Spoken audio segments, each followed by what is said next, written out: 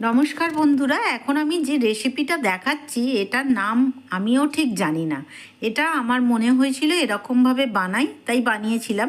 তবে chicken internet খানিকটা এরকম দেখতে লাগে, আবার যেটা স্টাফিং বান হয় সেটাও এরকমভাবে ভিতরে পুর দিয়ে বানানো হয়। তবে এটার আমি নামটা বলতে পারবো না। তোমাদের মনে হয় এটা কি নাম দিলে ভালো হবে সেরকম নাম তোমরা দিও। তবে এটা খেতে খুবই সুন্দর হয়েছিল, আর বাচ্চাদের টিফিন বক্সে এটা বানিয়ে দিলে ওরা খুব খুশি হয়ে খাবে। তো ভিতরে স্টাফিংয়ের জন্যে আমি কিছুটা বোনলেস চিকেন নিয়েছি, তাতে নুন দিয়ে দিলাম, পেঁয়াজ কুচি দিলাম, আর দিলাম সোয়া সস 1 চামচ, আর এর মধ্যে দিয়েছি একটু আদা রসুনের পেস্ট, দিলাম গরম মশলার গুঁড়ো 1/2 চামচ, একটু চিলি ফ্লেক্স, টমেটো কেচাপ দিয়েছি 1 চামচের মতো, আর ভাজা জিরের গুঁড়ো দিয়েছি 1 চামচের মতো, আর ভর্তি করে 1 চামচ মেয়োনিজ দিয়েছি। দিয়ে সমস্ত জিনিসগুলো ভালো করে মাখিয়ে নিলাম চিকেনের সাথে। আর এর মধ্যে দিয়েছি অল্প একটু হলুদ গুঁড়ো আর অল্প একটু ঝাল লঙ্কার গুঁড়ো, সেটা দিয়েও আবার ভালো করে একবার মাখিয়ে নিলাম। নিয়ে এটা ম্যারিনেট করে 1 ঘন্টা মতো রেখে দিলাম। আর এদিকে একটা বাটিতে গরম জল নিয়েছি, হালকা গরম জল, তার মধ্যে 1 চামচ চিনি দিয়ে দিলাম আর 1 চামচ ইস্ট দিয়ে দিলাম। দিয়ে এটা ভালো করে গুলিয়ে নিয়ে এটা অ্যাক্টিভেট হওয়ার জন্যে 15 মিনিটের মতো আমি রেখে দিয়েছিলাম। 15 মিনিটের জন্য আমি এটা ঢাকা দিয়ে রেখে দিলাম। এবারে 15 মিনিট পরে আমি ঢাকা খুলে দেখলাম যে এটা অ্যাক্টিভেট হয়েছে কি, দেখলাম ইস্টটা খুব ভালো করে অ্যাক্টিভেট হয়ে গেছে। এবার ওটা সরিয়ে রাখলাম, আর এদিকে আমি একটা জায়গায় 1 বাটি ময়দা নিয়েছি, মানে 200 গ্রামের মতো নিয়ে ওখানে 3 চামচের মতো সাদা তেল দিলাম, স্বাদ মতো লবণ দিলাম, দিয়ে খুব ভালো করে ময়দার সাথে এটা মিশিয়ে নিলাম। নিয়ে যে ইস্টটা অ্যাক্টিভেট করে রেখেছিলাম ওইটা দিয়ে দিলাম এর মধ্যে পুরোটা, দিয়ে এটাকে ভালো করে মিশিয়ে নিলাম। এরপর আমি জল গরম করে নিয়েছিলাম, সেই গরম করা জলটা দিয়ে অল্প অল্প করে ময়দার মধ্যে দিয়ে একটা ডো করে নিলাম। তবে এই ডোটা খুব নরম ডো হবে, একদম চিটচিটে মতো, হাতে লেগে যাবে এরকম। দেখে বুঝতেই পারছো কতটা চিটচিটে হয়েছে জিনিসটা।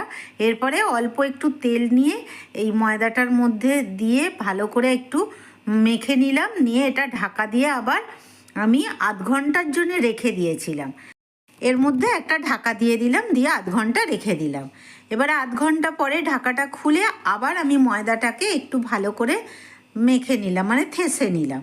নিয়ে এইটাকে এবারে লেচি কেটে নিলাম। তবে এই লেচিগুলো একটু বড় বড় হবে, যেমন আমরা রুটির লেচি করি তার থেকে একটু বড় করে নিয়েছিলাম। নিয়ে আমার 4টে লেচি হয়েছিল।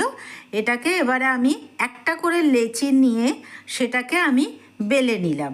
তো এই যে এটা বেললাম, এটা রুটির মতো করে বেলেছি, তবে এটা খুব মোটা করে বেলতে হবে একটু, এটা পাতলা একদমই হবে না, মোটা করে এটা বেলে নিলাম। নিয়ে যে ওই যে পুরটা বানিয়ে রেখেছিলাম চিকেনের, এর মধ্যে 2 চামচ মতো পুর এর মধ্যে দিয়ে দিলাম। দিয়ে এইটা এবারে এই যেমন দেখাচ্ছে এরকমভাবে মুড়ে দিলাম। এই যে বাকি অংশটা আছে সেই অংশটাকে একটা ছুরি দিয়ে সরু সরু করে কেটে নিলাম, এরকমভাবে যে যেমন দেখাচ্ছে এরকমভাবে কেটে নিলাম। নিয়ে এবারে একটা বাটিতে আমি জল নিয়েছি, সেই জলটা দিয়ে আর যেই দিকটায় পুরটা দিয়েছি ওই পুরের জায়গাটায় আমি ভালো করে জল বুলিয়ে দিলাম।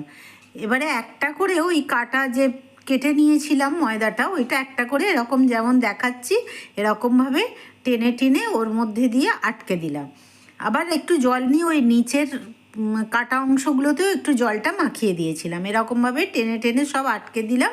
বাকি যেইগুলো ছিল সেইগুলোকে আবার উল্টো দিক থেকে টেনে টেনে এরকম দিয়ে দিলাম। এর ফলে কী হলো, এটা একটা মানে জালি জালি মতো দেখতে হলো। এবারে এটাকে একটা প্লেটের মধ্যে নিয়ে নিলাম, আর ওদিকে গ্যাস জেলে আমি কড়া বসিয়ে দিয়েছি, আর এখানে একটা ডিম ফাটিয়ে নিয়েছি, নিয়ে সেটা একটা ব্রাশে করে ওটার ওপরে লাগিয়ে দিলাম, তাহলে কালারটাও সুন্দর আসবে। আর এখানে কড়াটা গরম হয়েছিল, ওর মধ্যে একটা স্ট্যান্ড রেখেছি, তার ওপরে প্লেটটা নিয়ে গিয়ে রেখে দিলাম, দিয়ে আর একটা ঢাকা দিয়ে দিলাম। আর এই সময় গ্যাসের ফ্লেমটা একদম লোতে থাকবে। এরপরে আমি 15 মিনিট পরে একবার ঢাকাটা খুলে দেখলাম যে হ্যাঁ ওটা বেশ ভালো হয়ে এসছে। তখন আমি গ্যাসের ফ্লেমটা অফ করে ওটা আবার 10 মিনিটের মতো স্ট্যান্ডিং টাইমে রেখে দিয়েছিলাম।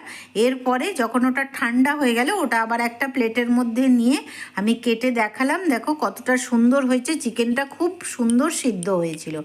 ওরাও একবার এইভাবে বানিয়ে বাচ্চাদের টিফিন বক্সে দিও, ওরা খেতে ভীষণই পছন্দ করবে। এখনের মতো এই পর্যন্তই, আবার দেখা হবে অন্য কোনো রেসিপি নিয়ে। ততক্ষণের জন্যে বাই বাই, ভালো থেকো।